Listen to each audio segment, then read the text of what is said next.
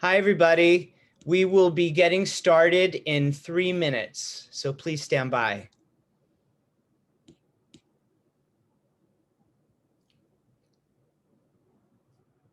How do I know they heard that, Al? You don't. Putting it in the chat.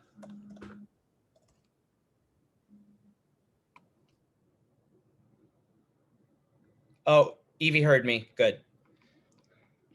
I'll shut up now.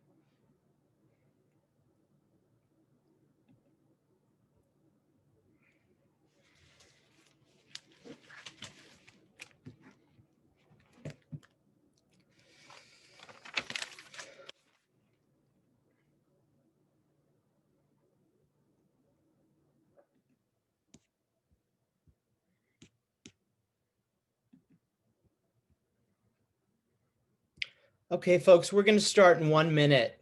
Can somebody just let me know that you can see me and that you heard that?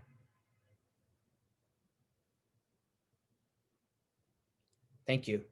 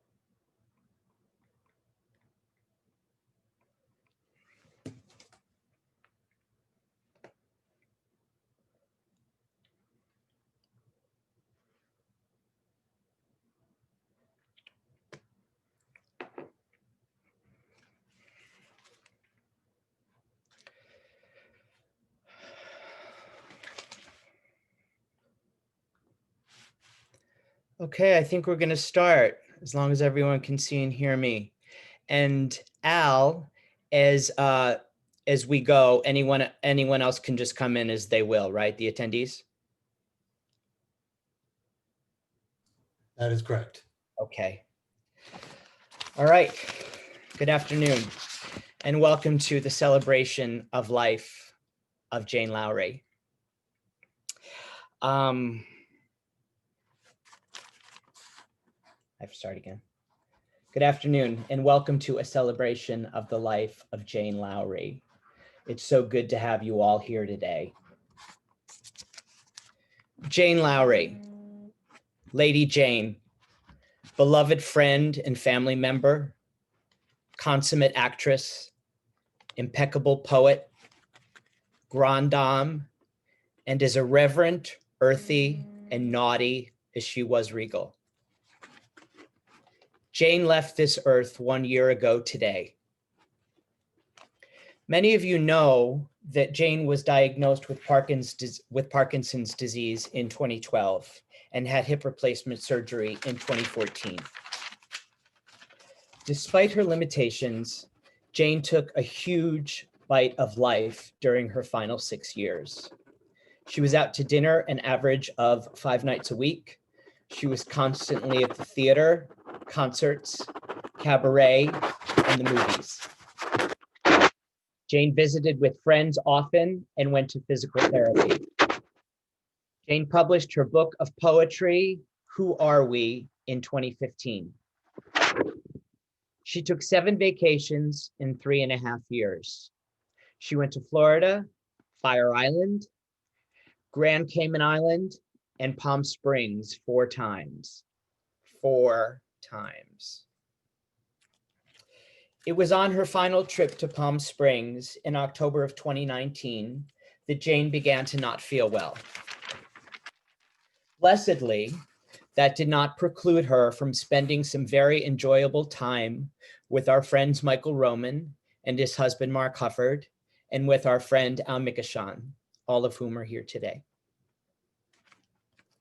Jane was diagnosed with pneumonia during the end of our time in Palm Springs, aspiratic pneumonia, which unfortunately is an illness very common in advanced stage Parkinson's patients. Under medical advisement, we knew we had to get Jane back to New York. We fled on a JetBlue red-eye from Palm Springs to JFK on Halloween of 2019. Jane held up very well and thought it was exciting. Thank God for Dee Dee and Carla. Thank God always for Dee Dee and Carla. We got Jane home on November 1st of 2019. She was at home for 4 days on antibiotics, and then she needed to be admitted to Lenox Hill Hospital, where she was for 9 days. She got better, she got worse. They told us all sorts of different things. Ultimately, according to her wishes, which she had made quite clear, thank God, there was nothing more that they could do. And Jane was sent home under hospice care on November 14th of 2019. Jane had a great deal of difficulty speaking during that last week. When we brought her home from the hospital, I asked her if she knew where she was. She said in a very strong voice, "Yes, I'm in my room, and I love it." That was the last time I heard Jane speak. Jane died peacefully at home on the afternoon of November 15th, 2019, surrounded by loved ones. You will see all of their names at the end of the screen, but at the end, you'll see all of their names on screen at the end of the program, but today could not have happened without the help of some very key people who have been scrambling around behind the scenes for months, helping me to honor Jane. My most heartfelt thanks to Al Silverstein, Bradley Dean, Michelle Lou Coughlin, Martine Sola, Steve Marzullo, Steve Dean, Joan Flanagan, and Pam Lindell. And with that, I'm going to turn it over to Nancy Dingman. Thank you all for being here. I'm Nancy Dingman, and Janie was my much-loved cousin. She was frustratingly always 10 years older than me, but always a role model. As a young child, I loved those Sunday lunches at our grandparents' house in New Jersey, when she would sweep into town from Minnesota. Wait a minute, did you have your sound off? She would sweep into town from Minnesota, looking so glamorous and grown up. She was enormous fun. She swore like a trooper, was naughty.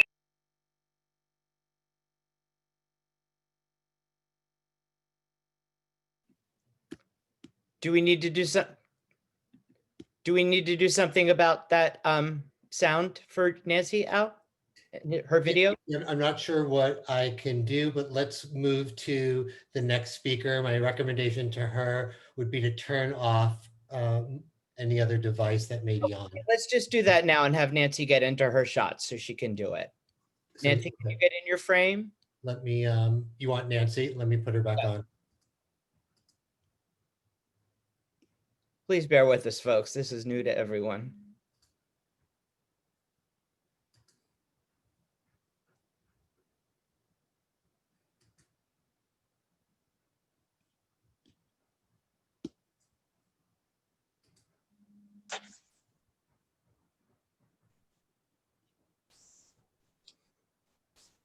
Should I start over? Yes, There you go. wonderful. Better. Okay. Hi, I am Nancy Dingman, and Jane was my much-loved cousin. She was frustratingly always 10 years older than me, but always a role model. As a young child, I loved those Sunday lunches at our grandparents' house in New Jersey. She would sweep into town from Minnesota looking so glamorous and grown up. She was enormous fun. She swore like a trooper, was naughty and silly. Together, we snuck cokes and played tricks on the grown-ups. I thought we were so naughty. When she was 18, she took my brother Peter and me trick-or-treating and completely stole the show as she had dressed up as a hooker. I wanted nothing more than to be just like her and enjoy life the way she did. One of the poems she wrote, called Tucked In, I think captures what she was like as a child. "You're not tucked in," my mother would say.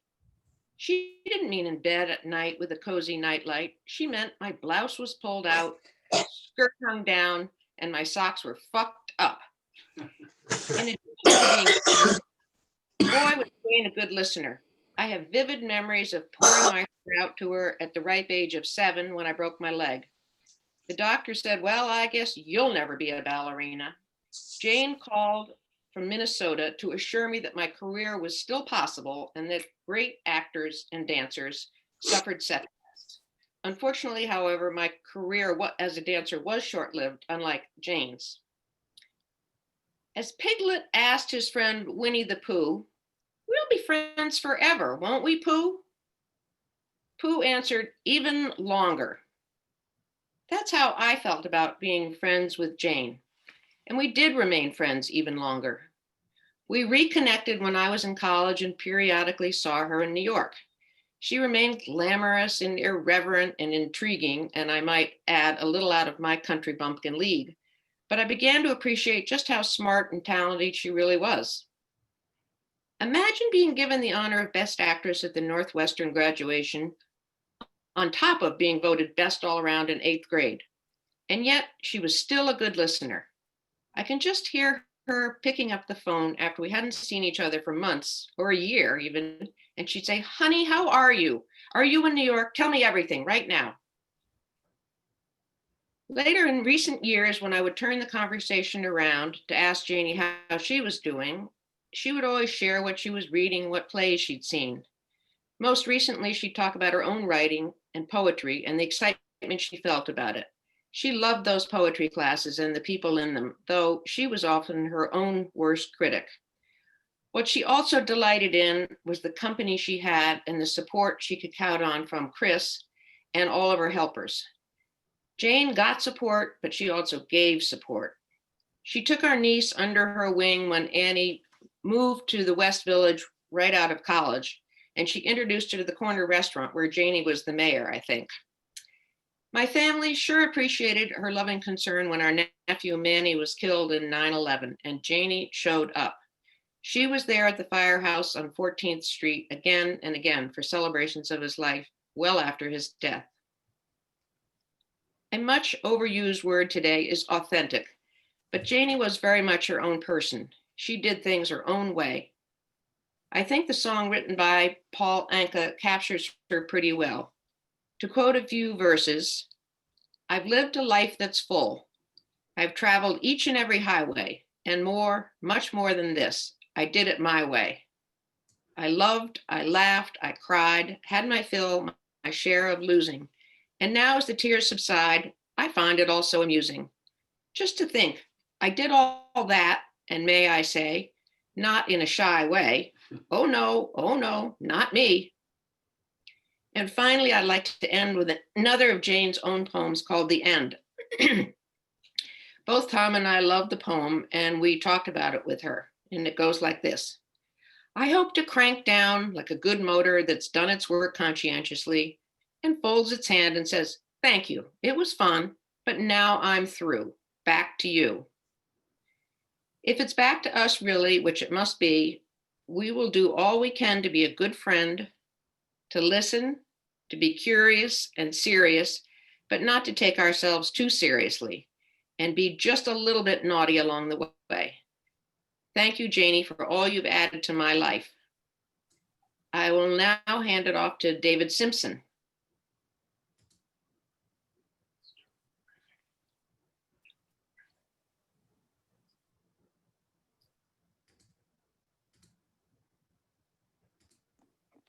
Okay.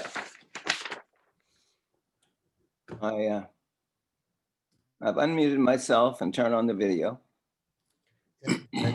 David, you're all set. Just move the camera down a little bit so we can see your full face.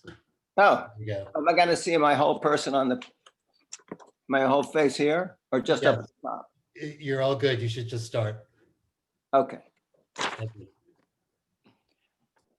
Just before I sat down here to do the memorial, I took a short walk from my apartment, which is on Cornelia Street, all the way up just over to Jane's on 10th. And it was a walk I'd done twice a week or twice a month for the last 2 years, because I visited Jane as a chiropractor to help her with her back pain. I'm going to start off by saying a few words. My friend, Jane. Jane came into my life 3 years ago. She was a patient, so we met at my office. After a while, it became difficult for her to negotiate the stairs, so we met at her home. Yes, there are doctors that still make house calls. Over the next 2 years, I was lucky enough to treat Jane in a more relaxed environment in her West Village home.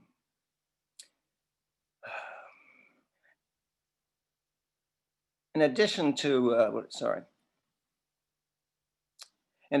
exercise and massage therapy, we also would sing songs, play games, read poetry, and even dance a little. Getting Jane to smile wasn't easy, but when I did, it was priceless. Our sessions were as much fun as they were hard work, and I enjoyed every one. During one of our sessions, Chris gave me a book of her poetry, and I would like to share some of those poems with you now. These are the ones that touched me and shed light on who she was.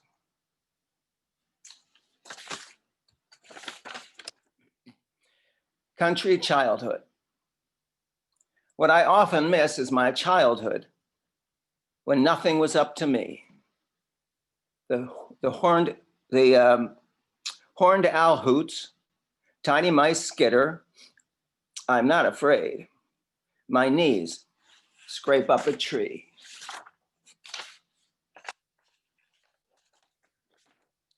Frost calligraphy. When all else fails, there is frost calligraphy on the cold glass pane between me and the warped storm window frame. Silver arrows, white fern feathers, slender lines etching a firm signature. Mighty fine and sparkle plenty.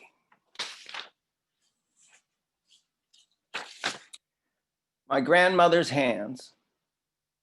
When I was a child, my grandmother let me play spider with the freckles on her hands. My fingers tiptoed from spot to spot, admiring every one. Now I'm the age my grandmother was then, and I can play spider again.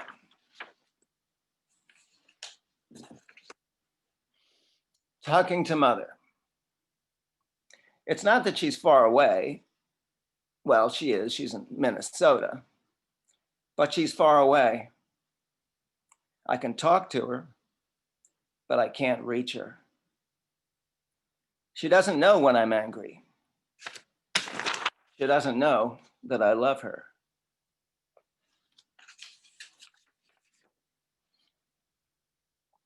Charles Wright will never know. Do I want to go through the sleet and snow up to the 92nd Street Y to hear Charles Wright recite his poems tonight? Well, no, I don't. But that doesn't mean I won't sit here all morning in my robe, clicking and humming his alliterations. A monk among the oak trees. November is dark and doom dangled. The conversation of birds in the dusk damaged trees. Maybe this afternoon I can slip and slide across town to Postman's and pick up a copy of Dark Zodiac and read it by the fire. I'll miss Charles Wright though. Just fine, thank you. This is for Mary Thorson. If you ask her how she is, she'll say, just fine, thank you. Never mind that she won't get out of bed and she won't wear her Depends. How are you, she'll say. What are you doing? And for the life of me, I can't think of a thing. For sunk. The leaves are brabbling, branch battering branch. They wingle and drumble at Spo. They moffle and rindle and gal and twine, all that quag's wagon. Soon they'll be forsunk. Birthday Pantone. 75 years old. How did this happen? I wish I could think of something poetic and witty. How did this happen? Will I be here tomorrow? Someone poetic and witty?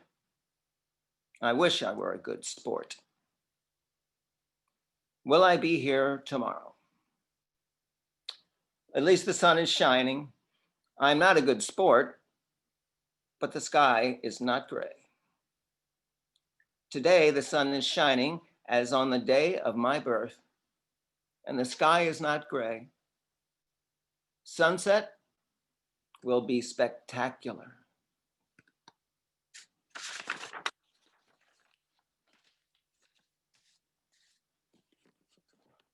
Tantrum. Ah! Hit the wall, stamp the floor. There.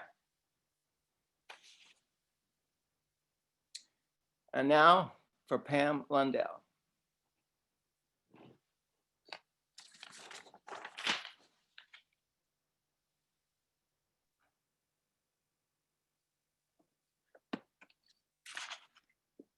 Hi, I'm Pam Lundell, and I'm in Minnesota, where you all know that Jane had her roots. I knew Jane as a financial advisor to her family while her mother was still alive and long after Jane's acting career. I saw Jane every year when she came to Minnesota to visit her mother, and in the last decade when I visited her annually in New York. But most of my contact with Jane was over the phone.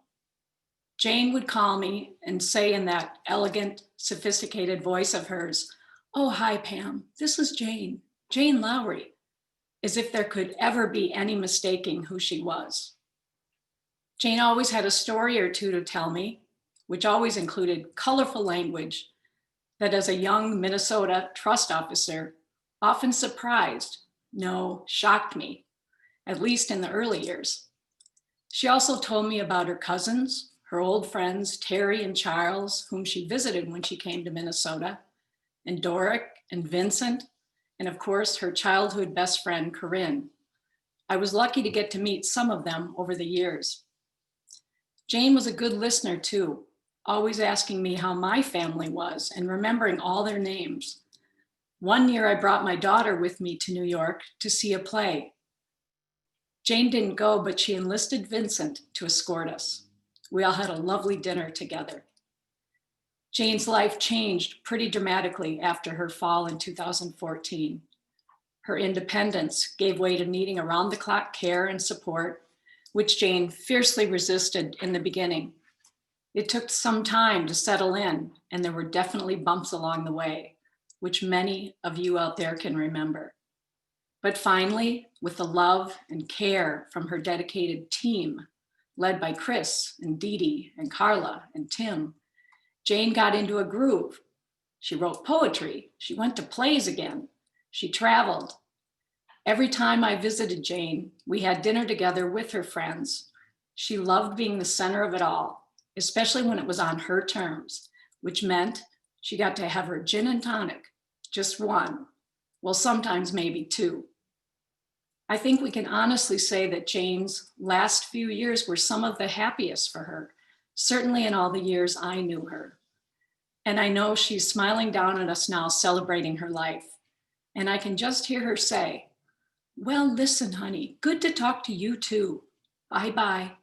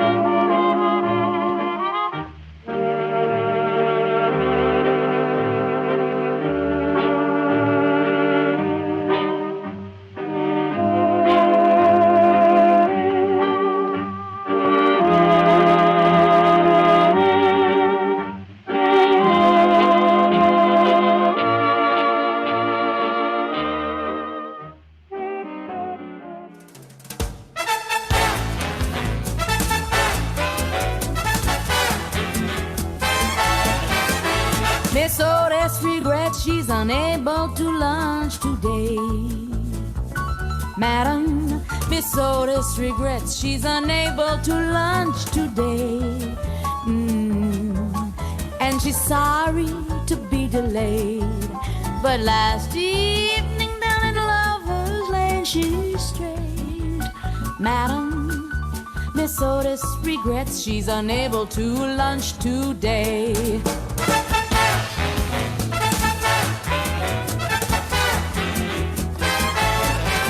When she woke up and found that her dream of love was gone, Madam, she ran to the man who had led her so far astray.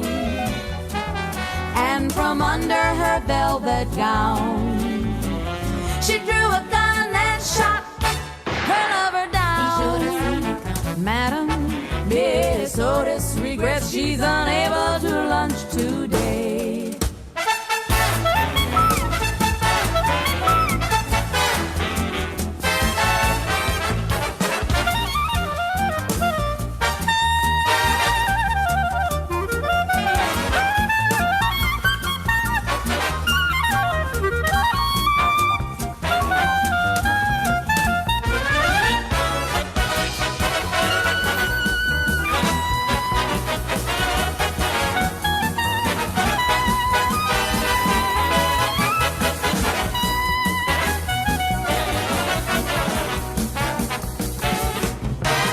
When the mob came and got her and dragged her from the jail, Madam, they strung her up on the willow across the way.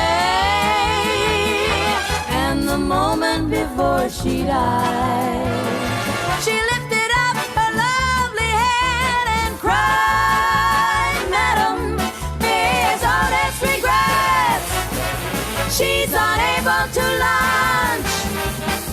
Miss Otis regrets she's unable to lunch today.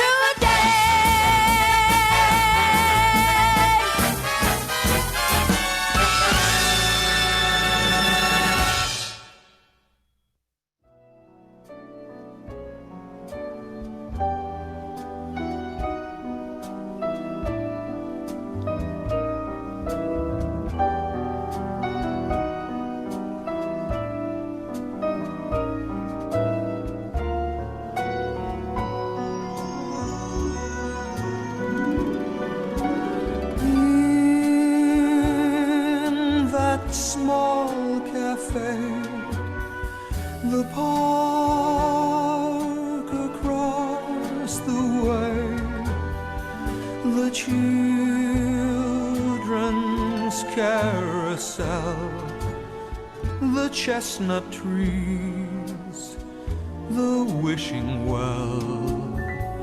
I'll be seeing you in every lovely summer's day, in everything that's light and gay. I'll always think of you that way. I'll find you in the morning sun, and when the night is new, I'll be looking at the moon, but I'll be seeing you.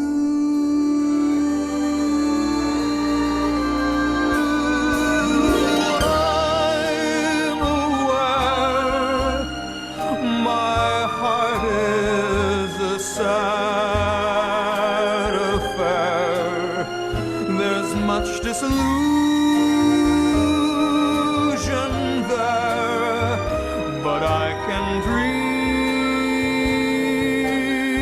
can't I? I'll find you in the morning sun, and when the night is new,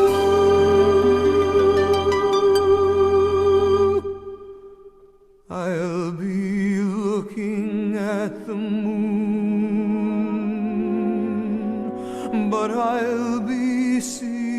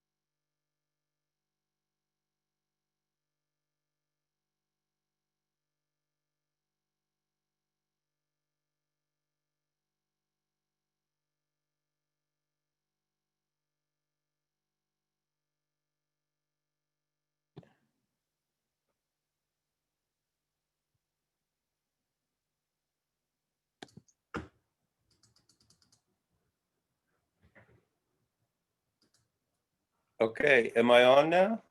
I guess so. All right. Hi, I'm Tim Chambers. I came into Jane's life these past few years. I'm an acupuncturist and I was part of the support team.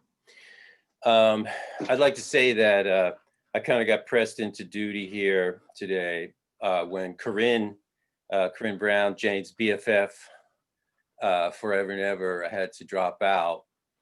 So I'm kind of off the cuff here. But some of the memories I've had, especially that montage, remind me of Jane's one moment on the silver screen in the Brooke Shields movie called Alice, Sweet Alice, I think, where Jane was subsequently given the moniker as best horror film screamer of all time by people who give such monikers. So that was we had a good time with that. Or, when I found out about that, I had to order some copies, went online and did a search and found some videos, some DVDs, and got a bunch of them and had them, mailed over to Jane's place. We watched it, passed them out to some of the friends and stuff. Some nostalgia there from her old days, from her early days, actually. So that was kind of my introduction to Jane. I used to do acupuncture with her like once a week for a good couple, 3 years or so. And she was always very eager for that. And I think it kind of helped her to take her out of her state, She always felt very uplifted afterwards. Really, no matter what mood she was in, she always felt better and lighter and uplifted. And so those acupuncture sessions were always really special. Some of the other things I did with Jane, I used to build fires a lot. She loved the fires. She had this gorgeous fireplace in her apartment. And so I would just come and build fires, and later on when I started to work with her as a kind of a support companion kind of a thing, I would come over there on days that Chris was off or whatever, and go get the groceries and such and whatever supplies Dee Dee or Carla needed, and come back and build a fire. And those were always seemed to be the most distractingly entertaining moments, because it's better than television. There's no commercials, you just sit there and watch it permutate and feel the warmth and everything. So that was always fun. And another thing that I started to do with her was across from her chair, there's a window, and to the left of the window, there's a wall, just a nice piece of wall, like 4 feet wide. So there's a little bookcase there. So I used to put the Christmas tree on top of the bookcase, and we would just totally deck it out with angels and, the whole deal, the whole 9 yards, as it were. And then when the Christmas ended, I was like, well, why don't we use the space? We can use it as a photo montage place. So I hooked it up there, and that way, and just basically just tacked up photos, and I had a little like triangle made out of red yarn or something as a frame, So every every new season, Valentine's Day, Easter, 4th of July, certainly Halloween, Thanksgiving, we would just put in fresh photos and then shift the kind of, the accoutrement around the photos. So that was also a really good kind of distraction, entertainment for her, because of her limitations in terms of moving around. Her whole world was basically from the chair and just visually, she had the command post though at the end of the room there. And so you could always get a sense of who was really in control. And the other thing with Jane was she loved flowers. So that kind of fell onto me as well, which I was happy to get into. And so she had this beautiful terrace, this balcony, small little New York balcony, but enough room to go out there. And we had some flower boxes. And I used to, go on searches into Chinatown or Chelsea or wherever and find these flower stores and, get the latest one and plant it. And she always loved that. It was very exciting. She loved the colors. And we had pretty good success with that, I have to say. I'm very, very happy about how all that worked out. And then around the corner was the grocery store, and they had cut flowers. She loved the fresh flowers. So I would go down there every couple weeks and refresh and put these little arrangements around different parts of the apartment. And she had this really nice reception off the elevator before you go into the apartment, really nice big kind of foyer. And they had a table out there. So I used to make a small flower arrangement there as well. So as soon as you get off the elevator, you get hit with this beautiful flower image. So all of that stuff was, was really, really good stuff. And as others have mentioned, Jane was a really good listener. So she not only was someone who loved, beauty and art.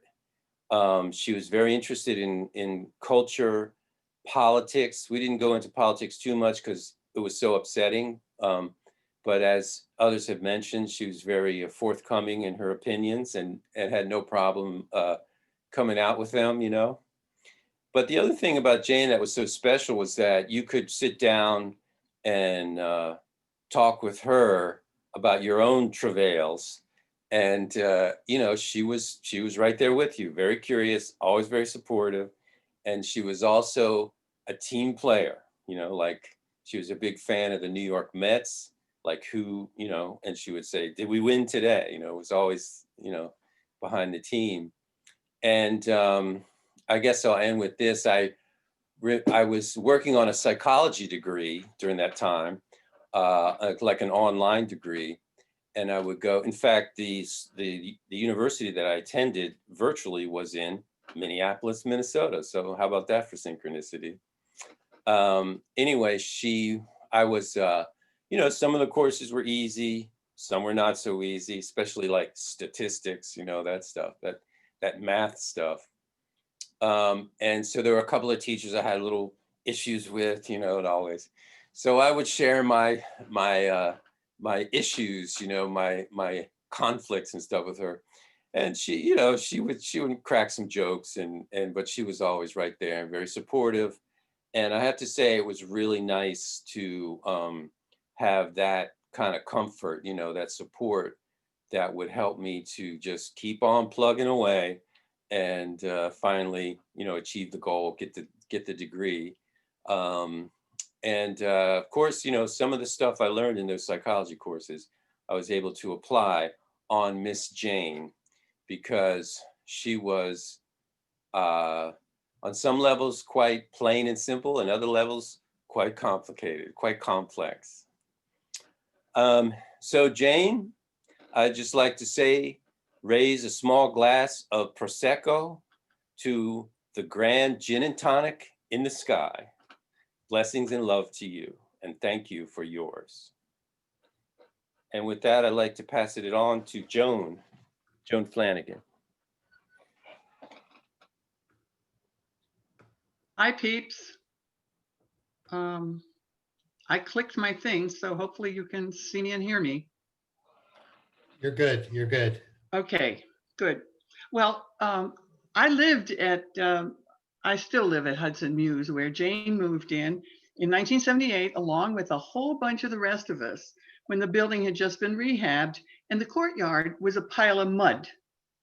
And there were punch lists a mile long of what had to be fixed in the apartments.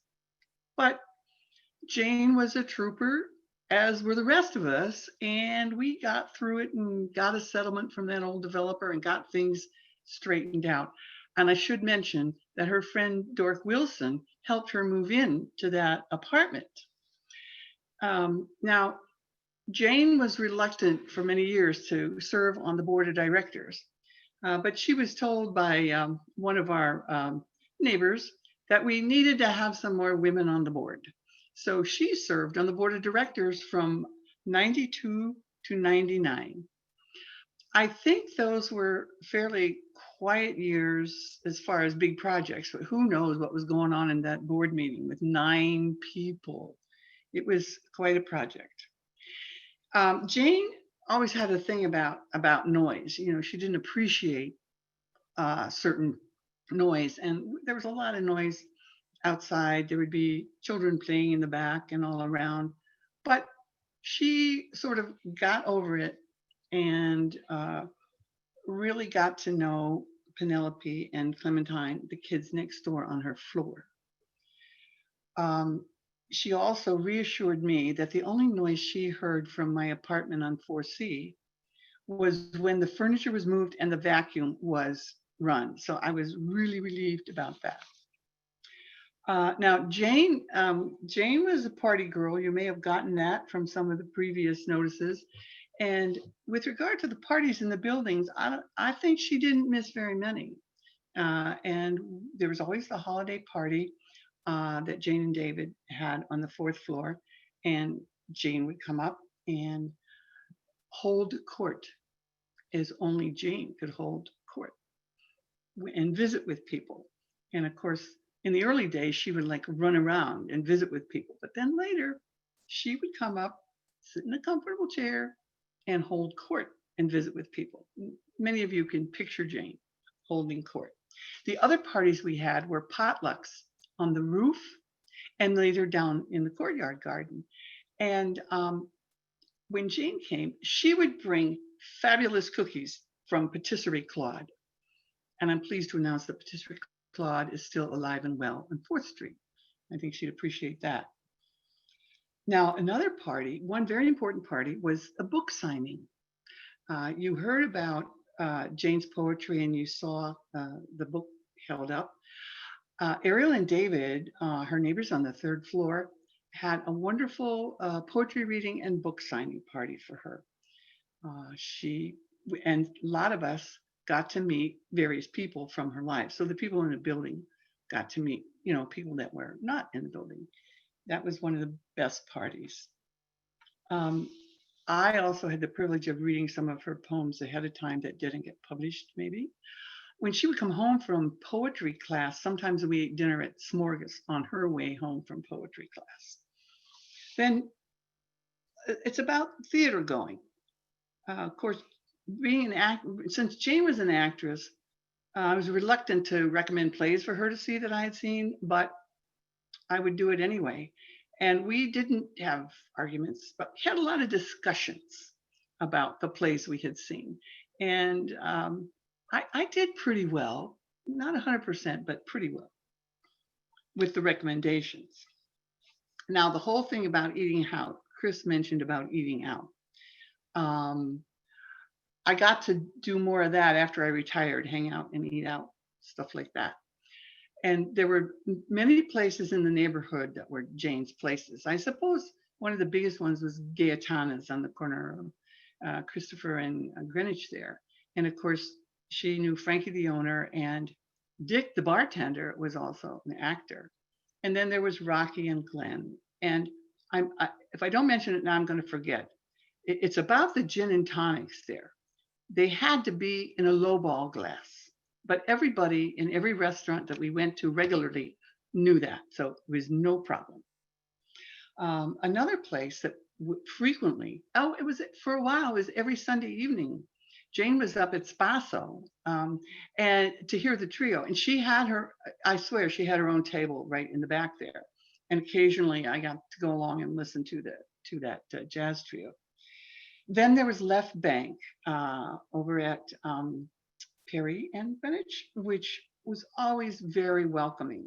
And the folks there, always very welcoming and, you know, great food. Some of you on the panel, I'm sure, have been there. Now, one of the things about one of our favorites was Quarter. That was on the corner of 10th and Hudson. I'm sorry it's not there anymore. But the thing about that is that they had outdoor dining and it was fabulous. And when weather permitted and the guys would make a table available, they would sometimes move, politely ask some other people to move so that they could put two tables together to make a big enough table for Jane and whatever her posse was that night. I want to say, you heard from a lot of people about what Jane loved in life and lived. I'm telling you, she would totally get with this outdoor dining because it's quiet. You can usually hear yourself talk. And I just want to say that what Nancy said, she did it her way. And we'll just keep that in mind as we do things our way. Now it goes over to Vincent Romeo.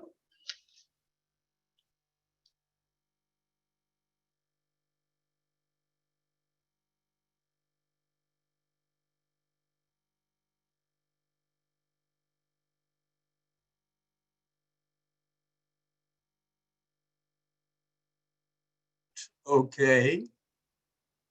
Can you hear me? Hello? We can hear you, but we can't see you yet. So Okay, should I click start my video? go right ahead. Perfect. Okay, I didn't know I had to do that. Thanks. You're good to go. I still have Al on my screen. You should go ahead and start. You're all set. Well, do I not see myself? Do I look at Al the whole time? We can see you. So I think that's the important part. Yeah, but I have to give it to Al. I don't like this. I'll start. I'm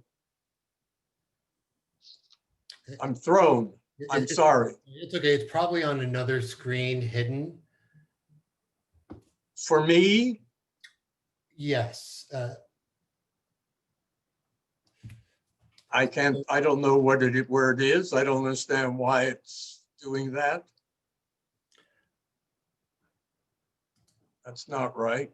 So I would it may be a little challenging, but I would recommend just going because everyone can see you. You're really good. We can all see you, Vincent, and hear you. Okay. You're great. Weird because I'm looking at Zoom now. All right, here we go. Thank you, everybody, for all your wonderful thoughts. Jane and I were theater rats. This is really awful. I can't do it. I'm sorry. Why am I not on? All right, so let me try, and I'm going to turn your video off, and then I'll turn it back on again and see if that rectifies it.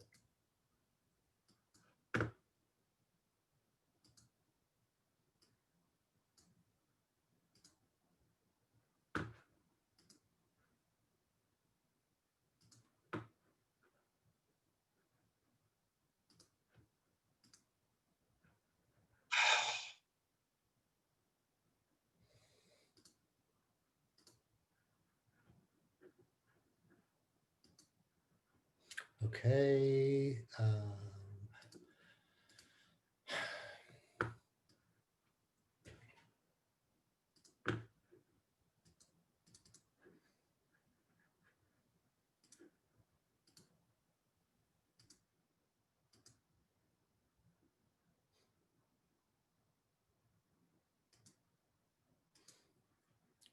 All right, Vincent, try starting your video again.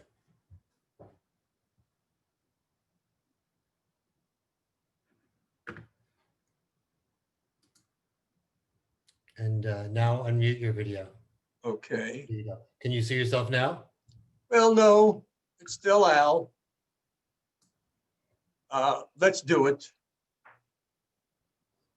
Okay, All right, sounds good. I'll give it to Al. Hi, Al. Got a great smile, Thank Al. you.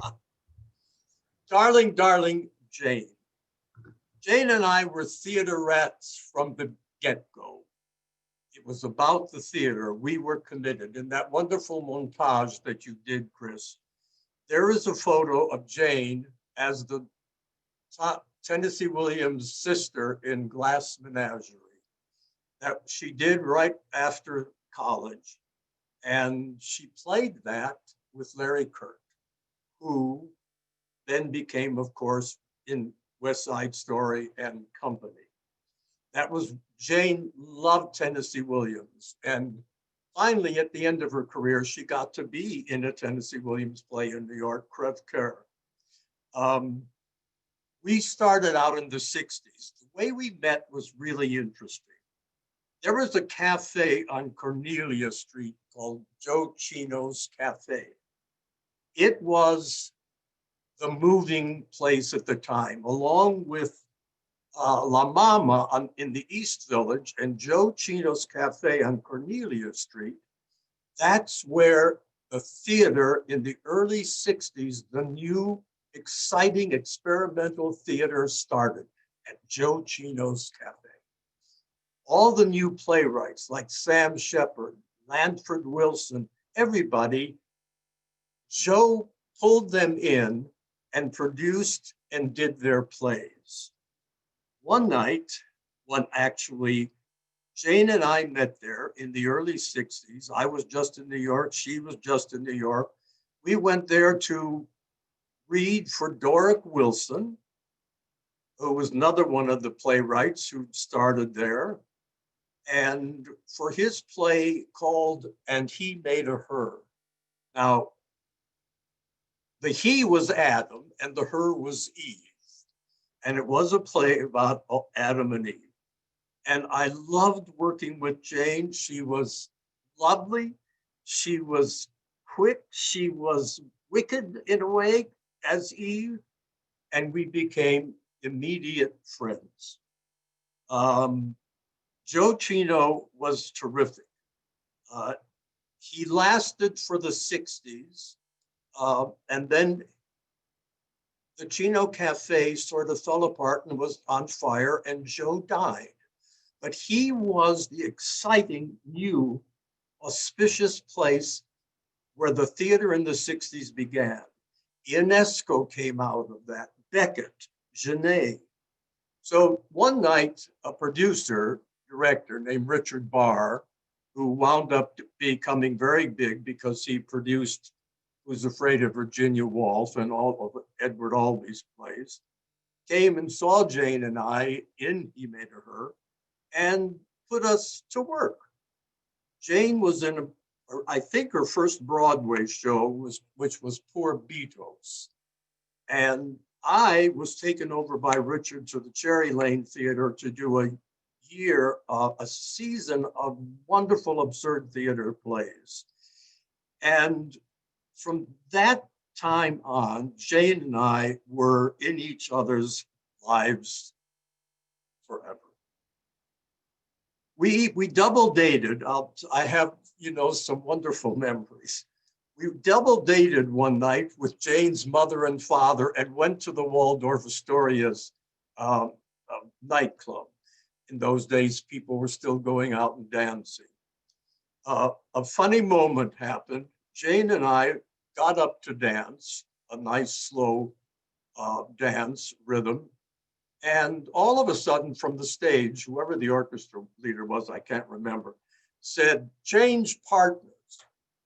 And the man next to us dancing grabbed Jane immediately and threw the woman he was dancing with to me. And she came into my arms. We started dancing. I never even saw her face. So I thought to myself, I had my hand on her back and I said, this is very strong back. Who am I dancing with? And I eased myself back and I looked at her face. I was dancing with Ethel Merlin. And I thought she had been doing gypsy.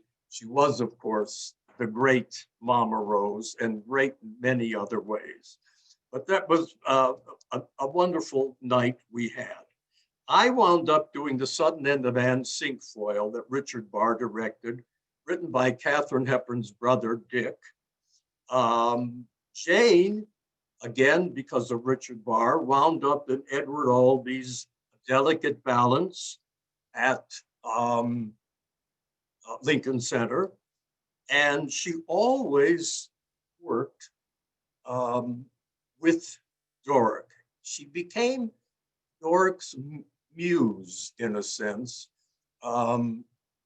He was really the first out gay playwright. And his work was being done. It's still being done, even though he's not with us anymore. He was a terrific, original person out there. And Jane was they were wonderful friends. So let's see where I am. Another time, now Jane and I often work together. We once worked in Charles Nolte's Summer People, which was great down in Florida. We worked in Neil Simon's Chapter 2. At the end of the 60s, Jane joined the Circle Rep Company, Marshall Mason and Lansford Wilson's new theater, which had grown out of Joe Chino's cafe. And there, in some of your photos, Chris, you showed one of her with Paul Roebling, the son of the father of the man that built the Brooklyn Bridge, the Roeblings. She loved Paul. They were in This Side of Paradise, both wonderful. She was lovely in it. And then with that same company, although they had disbanded, she went into the Hot L Baltimore, which she loved doing. She had a quick moment of nudity in it, which we all laughed at, but she said, well, the lights go out right away. It's okay. Now a date, June 29th, 1969. That date might ring a bell with some of you out there. Jane and I were on a double date with a girlfriend of hers and her fellow. We'd been to the Greenwich Theater to a movie. As we left the theater and walked down 7th Avenue towards Sheridan Square, I was walking with Jane home. We saw a big, huge mob at Sheridan Square. Many, many people. As we got closer, we noticed these policemen with these white helmets. Then we looked east along Christopher Street and saw this line of young men who were doing kind of rocket kicks across the street, and facing them was another line of these white helmeted police. We didn't know what was going on. In moments after we arrived at that place, the police, these white helmeted baton carrying guys, moved on the line of men kicking and moved on everybody else in the square. It turned into a scene that you might have seen in Germany in some time, with the Nazi troops moving on people for no reason at all that one could see. It was the second night of the Stonewall riots. When the police came to us standing there on a corner, they told us to move along, and the fellow who was with Jane's girlfriend refused to do what the police said, and the police chased him down 4th Street and knocked him to the ground. Jane and I were standing there, we're stunned. What's going on? It's like being in some kind of, awful Nazi Germany thing going on. Finally, we got the fellow up, and Jane and I took off for her place. I got home that night and I wrote to Mayor Lindsay. I said, these tactics are not American tactics. Do not do that to the people. They have a right to protest, and it should be done and allowed. I must not have been the only one to protest to the mayor because the white helmeted police were discontinued. I often, every time Jane moved, I helped her move from Gay Street to Bank Street and always built something if she needed something. When I was at Liberty, because I was always building shells for people, years later, Jane wanted to look for a house out on Long Island. Her mom and dad had died, and she had friends out there, and she thought, let's go and find a house. And I said, okay. Now, we didn't have a car, so I went to Equity. I had a small savings, I think $20,000 in my equity account. I took it out, ran to the Volkswagen store on 10th Avenue and bought a used Volkswagen, a darling silver little wagon that we could throw a ton of stuff in the back. And we took off out to Long Island to the little town of New Suffolk. And I found a house. It was right in the town square. New Suffolk is a town that's only 1 square mile. And Jane had the Messina fellow who lived there, who was a good friend. She had 2 lady friends. And we had the best time furnishing the house, fixing the gardens, doing some painting. House was in good shape, but it was a terrific house. And sadly, I couldn't stay out there. I had to look for work. And Jane was lonely out there, I think, after Messina fellow left, and the 2 ladies, I think, were moved into a nursing home. So she sold the house. It was a lovely moment. I mean, we had so much fun out there. Anyway, I miss Jane. She's been a part of my life forever. She was always good, I thought, with practical ideas. I would always discuss things with her and get, some good advice. Her leaving has left a hole in my life. I just want to read one of her poems that I love. It's called, What Do I Know? My friends aren't doing well, or maybe they are. What do I know? They're dead. It seems too much to hope that they're in heaven, but I doubt they did anything that bad to warrant hell. Does the sun shine where they are? Or are they surrounded by masses of gray angels' wings?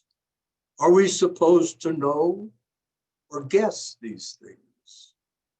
Amo, amas, ama. The mouse ran up the clock. I'm sure Jane has masses of gray angels' wings around her.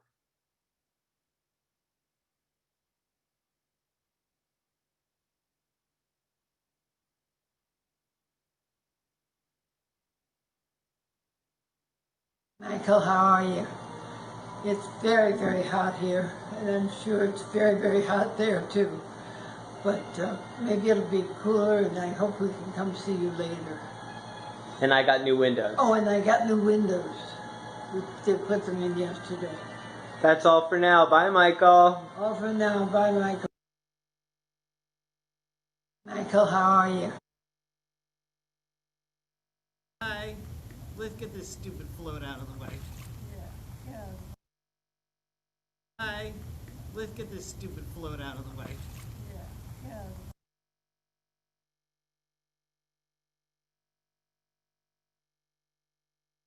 Hi. Let's get. Oh my goodness.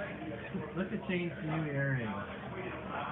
Wow. They're beautiful. We won't tell you how much they cost. We'll just let you see how good they look. Okay. No, seriously, they were only $60, Chris. And they're very beautiful. So. You're very beautiful. Oh, no. What do you want to say to Christopher? Oh, Christopher, I can't wait to see you again.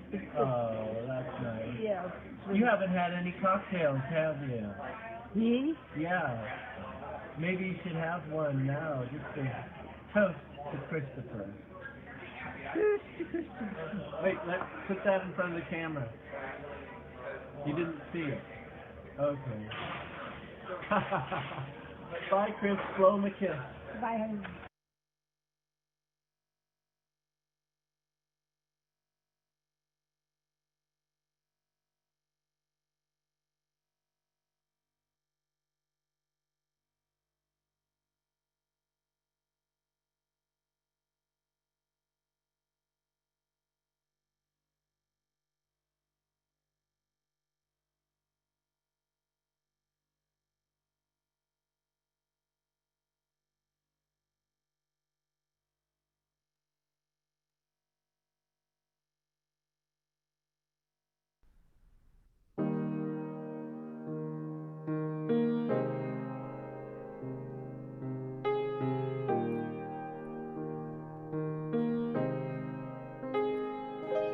When you're weary, feeling small, when tears are in your eyes, I will dry them all. I'm on your side. Oh, when times get rough and friends just can't be found, like a bridge over troubled water, I will lay me down.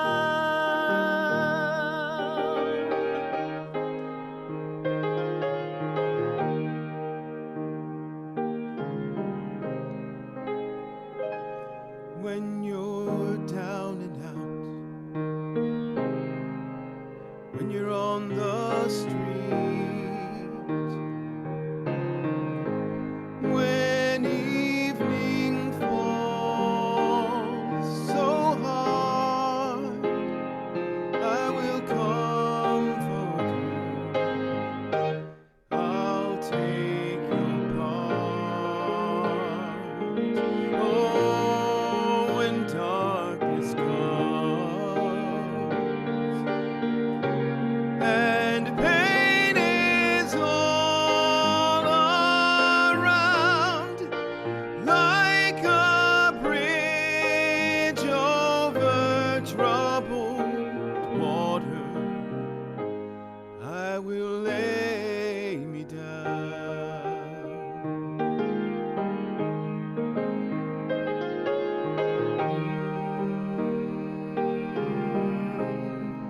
Sail on, silver girl, sail on by.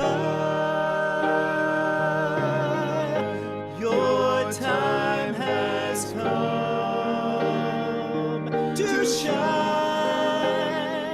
All your dreams are on their way. See how they shine. Oh, when you